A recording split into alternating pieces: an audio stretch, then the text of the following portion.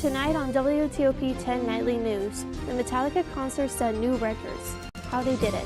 And Senator Chuck Schumer visited a Syracuse restaurant, how he is supporting small businesses. Plus, a new art experience at Oswego where you can attend. WTOP-10 Nightly News starts now.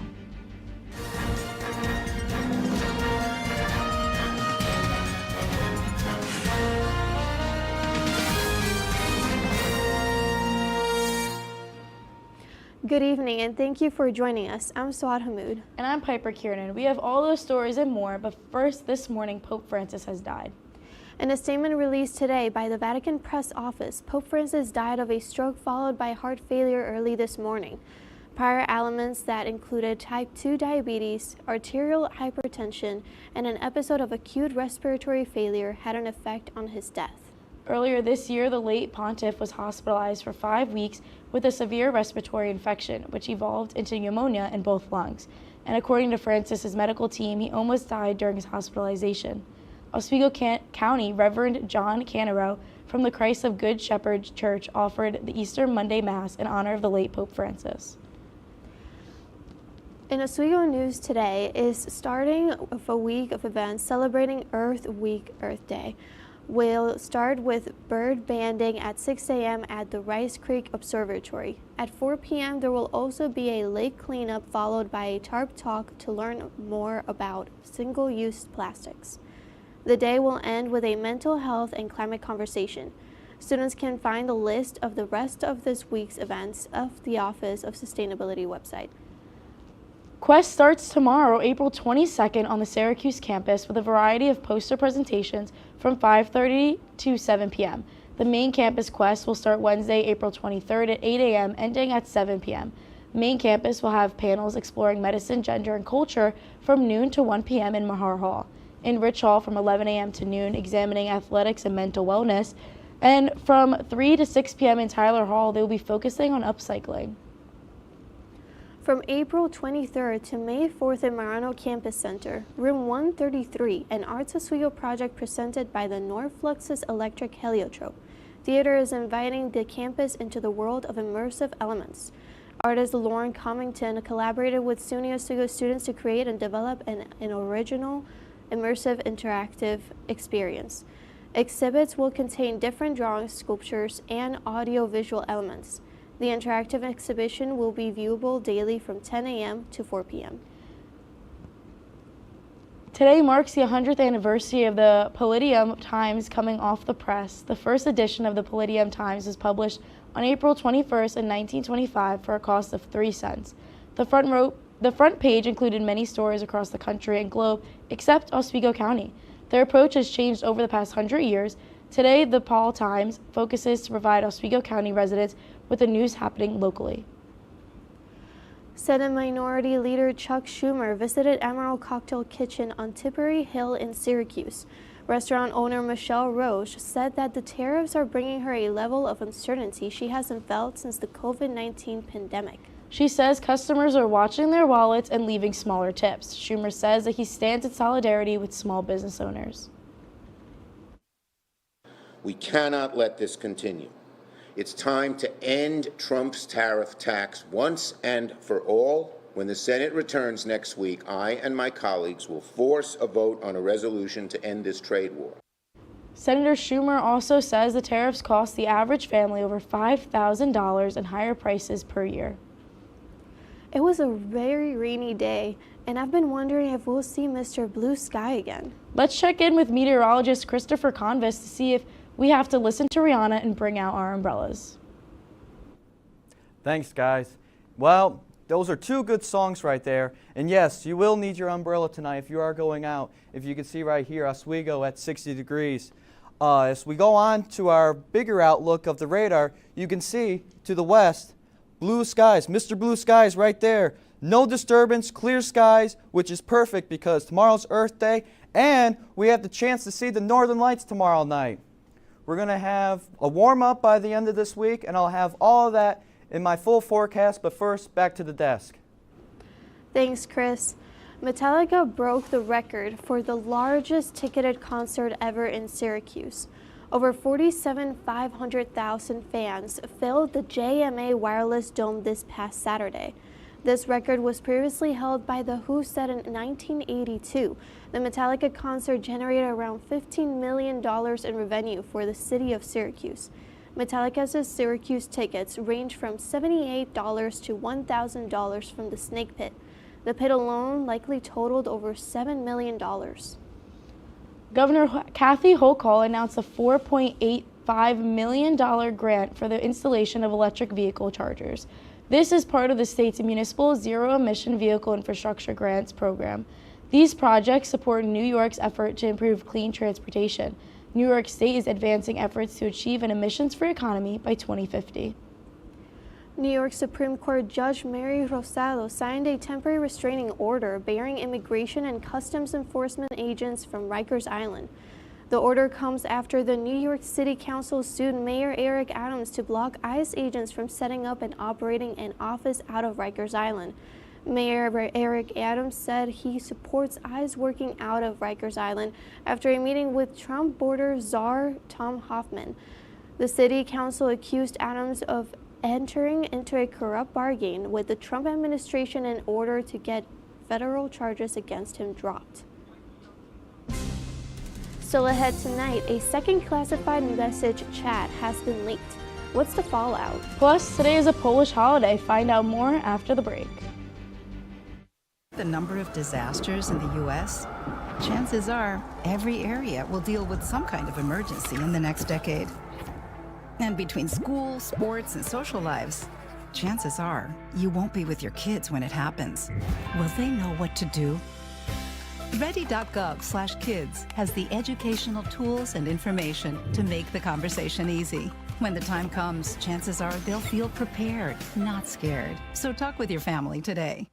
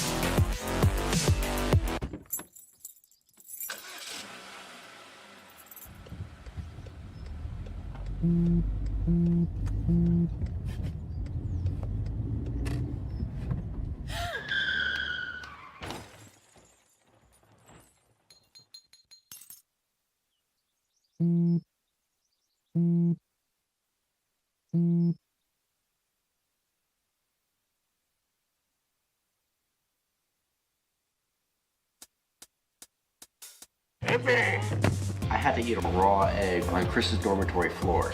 I currently don't have any federal pending charges. You know what you never did? You never walked to Walmart, Chris. That's my co-host. This is for making me eat roast Pop-Tarts. It's showtime, Chris. Come on. I want to be on the air for that. I got a couple things to say. No. Spin the wheel. Oh, you got censorship. Welcome back. Welcome back. Welcome back to...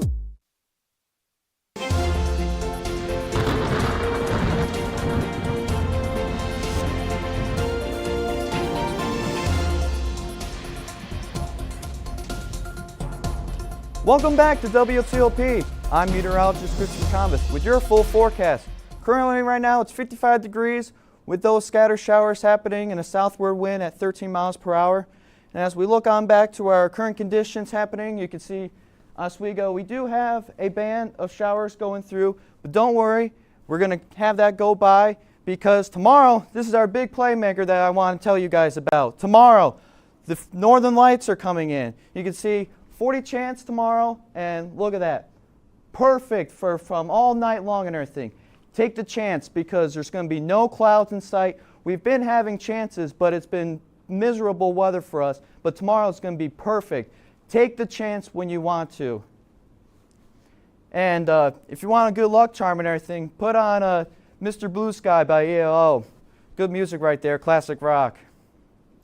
As we go on to our temperatures here, you can see tomorrow we dip down to -6, but we climb right back up.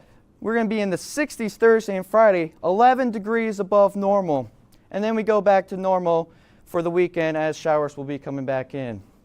As we look onto our futurecast, tomorrow morning, 49 degrees, clear skies. It's going to continue like that all day, reaching around 50. Perfect. Look at that, 41 degrees, clear skies for the northern lights.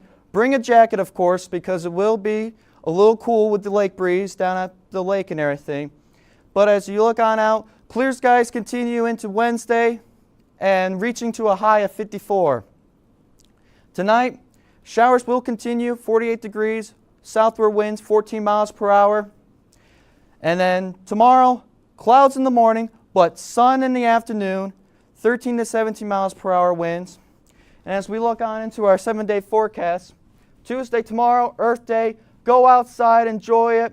Wednesday, Thursday as well, sunny, reaching up to 68 on Friday. We're supposed to have some evening showers that are going to go into Saturday, but the sun will return on Sunday with a 62 for the start of next week. That's all for my full forecast. Back to the desk. Thanks, Chris. Secretary of Defense Pete Hegseth is under increasing pressure after a second leak of classified attack plans on Yemen. This second chat included Hegseth's wife and brother and has created what is being called a full-blown meltdown within the Pentagon. The chat was independently confirmed by The Guardian, although the Pentagon's chief spokesperson, Sean Parnell, said there was no classified information in any signed chat. Dingus Day is upon us. Yes, you heard that right. Dingus Day is a holiday of Polish descent that marks the ending of Lent. Dingus Day is celebrated by Polish Americans across the country, but is an especially large event in Buffalo. Buffalo is known as the Dingus Day capital of the world due to its rich and extensive Polish history. Happy Schmingus Dingus. The National Weather Service hit pause on its translated weather alerts, meaning all weather notifications will only be issued in English until further notice. Maribel Gonzalez spoke with experts who say for many this change could mean the difference between life and death.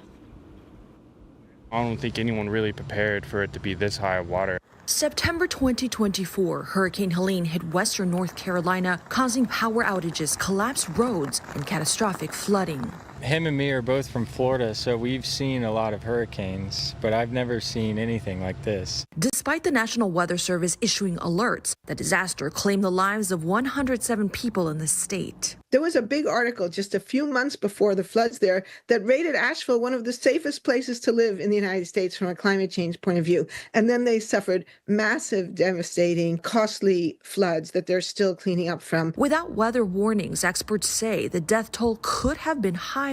Weather alerts save lives. I mean, there's no question about that. If we know a hurricane is coming, if we know a tornado is coming, we can take shelter. We can be safe where we otherwise would be at peril. But now the National Weather Service is only putting out alerts in English. The agency declined an interview, but sent a statement saying they paused the translation service, quote, due to a contract lapse. We got a tornado! It comes as experts warn of more extreme weather due to climate change. The whole planet is affected, and that means no place is really exempt. Arguing that access to weather alerts is vital. It doesn't have to be an extreme event to be a matter of public health and safety. I'm Maribel Gonzalez reporting. Experts warn that translation is critical to warning everybody potentially affected. Vladimir Putin proposed today to have a two-sided talk with Ukraine for the first time in years. Volodymyr Zelensky said that Kyiv is prepared to have discussions to stop attacks on civilians. Both have faced pressure due to U.S. threats of walking away from peace efforts. Both countries are open for further ceasefires after an Easter truce declared by Moscow during the weekend, of which both sides accuse each other of violating. DHL, a division of the German Post Service, will be halting shipments to the U.S. over $800. The announcement comes as the U.S. announced changes to customs rules. The rules state that shipment over the $800 mark require formal entry processing. DHL says that the shipments to businesses and consumers under $800 will not be affected. When the WTOP-10 nightly news continues, the stock market has fallen again. Find out how far. And the FTC is suing Uber. Find out why.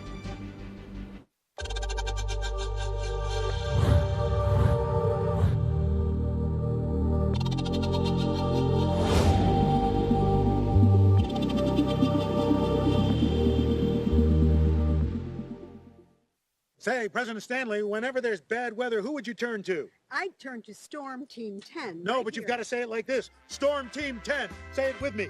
Storm Team 10.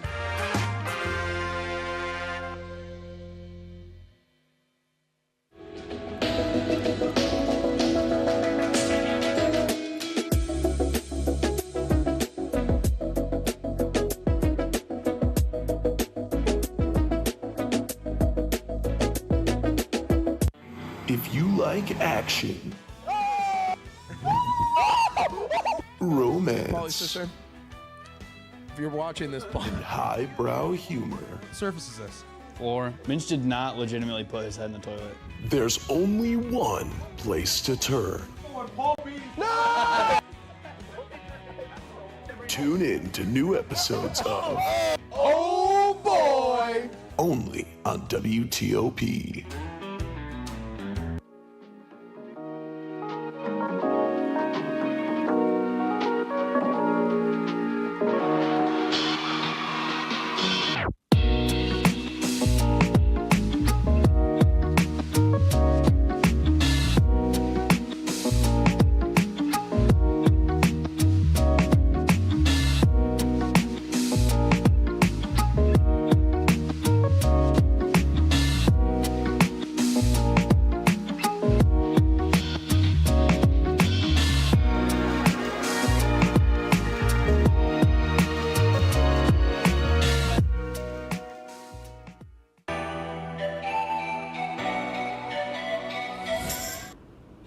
Welcome back to WTOP-10 Nightly News. In consumer news, stocks are tumbling again as the Dow lost almost 1,000 points today. The S&P 500 and NASDAQ Composite also dropped as the three major indexes continue to be on pace for their worst month in 3 years. The U.S. dollar index, which measures the dollar's strength against 6 foreign countries, also fell to its lowest mark since 2022.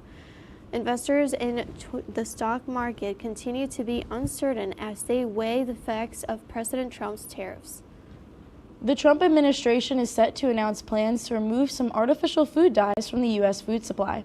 Artificial dyes like red number 40 and blue number 1 have been linked to cancer, tumors, restlessness, and sleep disturbances. Bipartisan efforts across more than half the U.S. states have looked to eliminate access to these dyes. The Trump administration plans to go more in depth on how to eliminate these dyes on Tuesday. The Federal Trade Commission is suing Uber. According to the FTC, Uber has made it too difficult for consumers to cancel their Uber One subscriptions using, quote, deceptive selling. Deceptive selling is the act of intentionally misleading customers to make a purchase. Uber released a statement soon after, claiming that their cancellation process for Uber One was clear and concise. The FTC responded, claiming users took 32 actions and clicking through 23 screens to cancel their subscriptions. Millions of Americans are looking at GLP-1 drugs to help lose weight. While many Americans have found success, the number on the scale may be shifting in the opposite direction. Mandy Gather has more on what to do if you're struggling during your GLP-1 journey. The amount of weight one can lose with GLP-1 drugs varies from person to person. But what should you do if the weight stops coming off? I think the key message from the doctors we talked to, now is not the time to come off the medication. This is sort of more of a maintenance phase rather than an indication that the medication is no longer working. Dr. Sanjay Gupta says stopping the medication may lead to weight gain, and he says experts believe when you put weight back on after losing it, the weight becomes harder to get off the next time. That's why he says to avoid this back and forth type of weight loss. If the medication has worked and you've lost a certain amount of weight, it's likely that it's continuing to work even if you're not continuing to lose weight. That is sort of the very nature of a plateau.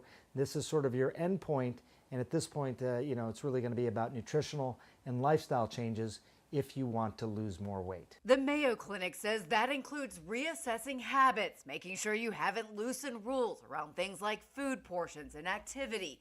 Cut more calories as long as it doesn't put you below 1,200 calories a day. Step up your workouts, 150 minutes of moderate aerobic activity like walking or 75 minutes of vigorous aerobic activity like running a week is recommended. Finally, think about ways to get in more movement during the day. Even doing yard work can help burn more calories. For Health Minute, I'm Mandy Gaither. The Mayo Clinic continues to state that a number moving in a negative direction should not discourage your weight loss journey. The world of sports has been full of fun this week. And reporter Lucas Marcus has more about the Oswego Lakers. Lucas? Thanks. The Oswego women's lacrosse team had a pretty big game this weekend. The Oswego Lakers women's lacrosse team was crowned regular season champions after winning their crucial game against the New Paltz Hawks. It was a sunny day and perfect for the Lakers to guarantee their #1 position in SUNYAC. A simple victory would be enough to do it, but the Lakers dominated again, finishing the first half with a score of 8-3 and passing the ball peacefully across the field. The Hawks even tried reacting after halftime, scoring 2 goals in less than 3 minutes. But the Lakers managed to get back in the game and control the match again. The key for the team's dynamic is Britt Howard, the head coach who is having the biggest season of the program's history. Things that we haven't done before, like beating Cortland, that was huge for our season. And then today, you know, the girls really came out and played hard, which I was super excited for. But overall, it's just been a great season, and they worked super hard in games and in practice. For the first time in the program history, the Lakers will have the advantage of going to the playoffs hosting their games at home. I mean, I guess I was telling them before 1, 2, or 3, it would be a great opportunity for us, but 1 seed is huge. We've never really done it before, so also another big stepping stone for our program. So we're super excited, but also focused on Wednesday for Buff State. The Lakers will now prepare to play against Buffalo State on Wednesday to guarantee the unbeaten record this SUNYAC season.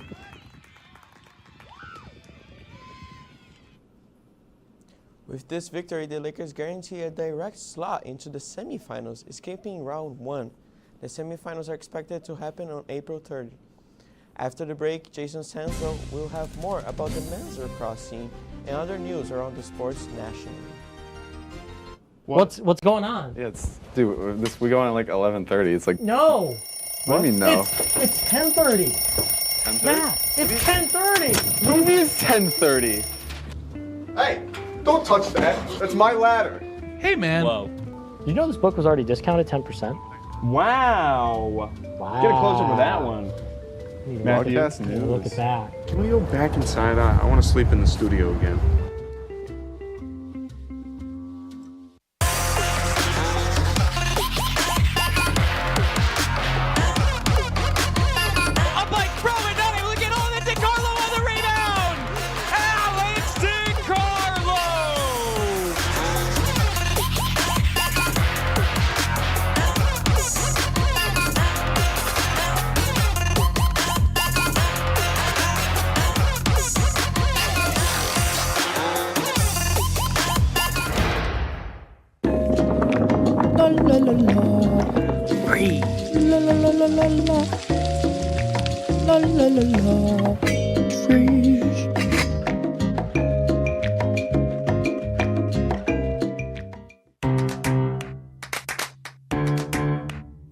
We'll deep dive into our feelings in our Real Talk segment. Stay tuned because it's about to get real.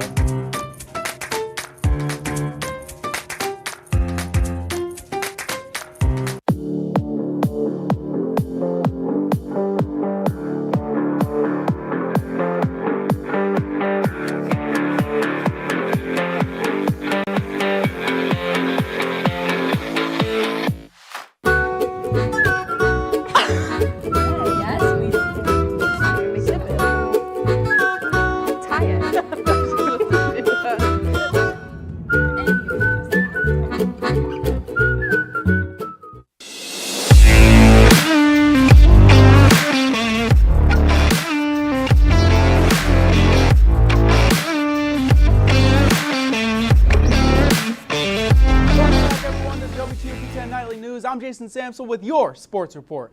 It was a battle of the rivals as the Oswego men's lacrosse team traveled up to Plattsburgh on Saturday, and in the opening minutes it was the Cardinals striking twice, but the Lakers would respond, scoring 3 goals in 2 minutes, and after a back and forth battle between the two, it was Oswego with a 9-7 lead at halftime. And in the second half it was Lakers' Corey O'Connor and Gavin Elston scoring 5 unanswered goals, and in the fourth quarter it was O'Connor again blasting 2 final daggers as the Lakers trounced the Birds 20-10.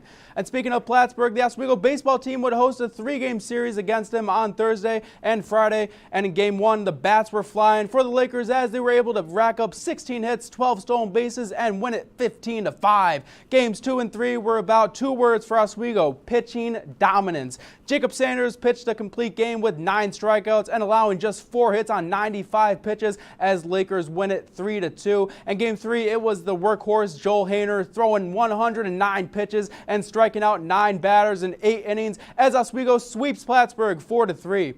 The eyes of the college basketball world were watching as Cooper Flagg this morning declares for the NBA draft on social media. The Duke freshman averaged 19 points, 7.5 rebounds, and 4 assists last season and won both the ACC Rookie and Player of the Year, becoming just the 4th player to do so. Flagg will have to wait until June 25th, the night of the draft, to hear his name called and find out which pro team he will play for. And on Sunday, the Mets hosted the St. Louis Cardinals, looking for the series sweep. And in the bottom of the 5th, we would go to the action here. Bottom of the 5th, Pete Alonso at the plate, and he drills it to center field. And that will bring in Juan Soto all the way home. And Mets lead it 3-zip. Cardinals need help, and they would get it in Alec Burleson. He grounds it for an easy out, but it was Brandon Donovan running it home for St. Louis, putting them in the lead. And then same inning, Jordan Walker at the plate, and he crushes the ball. It could go all the way, but it is stolen from Brandon Nimmo, shutting down the home run and looking like a kid at an Easter egg hunt. Hey, Pops, look at what I found. And there was nothing that Walker could do but simply slam his helmet down. But then it was Thomas Sajci with a blast into deep left field. 1 run is scored, and the throw from Lindor not able to get there, and we are tied up at 3 apiece. St. Louis with all the momentum. Mets need a response, and they would get it bottom of the 7th from Nimmo with a shot up the middle, and that sends Lindor home. And it would be a 2-run RBI blast. Mets regain the lead, and then bottom of the 8th, Juan Soto, just call him the mortician. He sends the ball into deep left center field, sending Lindor home and putting the nail in the coffin in this one as the Mets would go on to win it 7-4.